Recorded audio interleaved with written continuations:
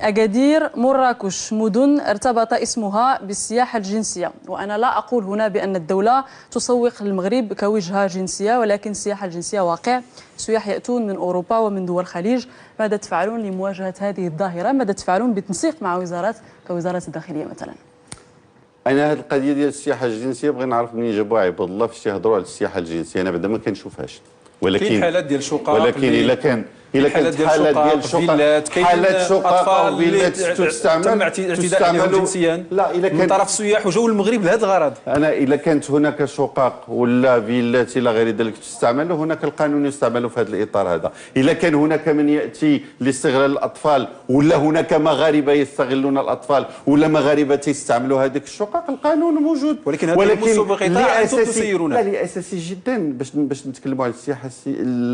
المغرب ليست له سياحه جنسيه، انه عنده صناعه ديال هذه السياحه. من ياتي الى المغرب ياتي لثقافته، ياتي لبحره الى غير ذلك. هل هناك ممارسات شاذه فيما يخص هذا؟ نعم هناك ممارسات شاذه، ولكن القانون خصو يتعمل في هذا الاطار هذا. ولكن السياحه جمله بالنسبه للمغرب هي سياحه ثقافيه. اللي تيجيو للمغرب لانه بلد له ثقافه غنيه، له متعدده الى غير ذلك. ومن يخرق القانون راه حتى المغربي الا خرق القانون في هذا الاطار هذا يجب له التعامل معه بالقانون. هناك اسئله كثيره تريدنا السيد الوزير، هناك اسئله كثيره تريدنا السيد الوزير في هذا الموضوع على المواقع الاجتماعيه، والمشاهدين اللي كيتابعونا. سعيد ربزه على الفيسبوك يطرح هذا السؤال: ماذا تفعلون لمواجهه هذه الظاهره؟ لا، اولا هناك ميثاق اللي توضع في 2007 لما يسمى بالسياحه المسؤوله.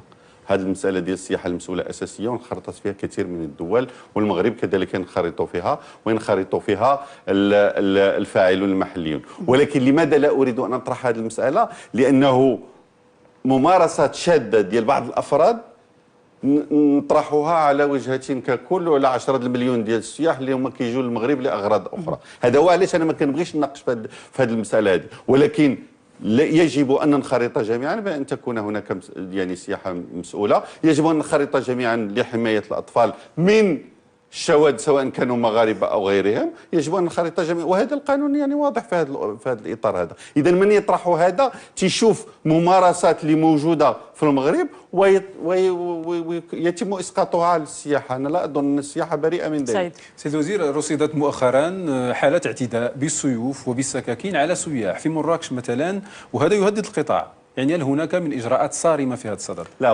وبالنسبه انا اولا بالنسبه لرجال الامن يقومون بعمل جبار في المدن العتيقه سواء بالنسبه لفاس ولا مراكش. هناك تجند كبير جدا، وهناك كذلك الحالات التي يتم جردها التي يكون فيها تدخل ديال الامن ولا تدخل كذلك ديال لابريغاد توريستيك كثيره جدا. هل يمكن ان نعمل اكثر؟ نعم يجب ان نعمل اكثر، وحنايا في اطار العمل مع وزاره الداخليه وكذلك مع الاداره العامه للامن الوطني باش يكون تواجد يعني مداوم بالنسبه للامن في المدن العتيقه خصوصا بالنسبه لمراكش وفاس. ولكن هناك تحسن كبير جدا في هذا الاطار هذا. هناك يعني احصائيات اللي تتبان لنا انه هناك تجند ديال رجال الامن. نعم يمكن ان نفعل اكثر، ولكن انا تنظن انه احسن مما كنا في الماضي.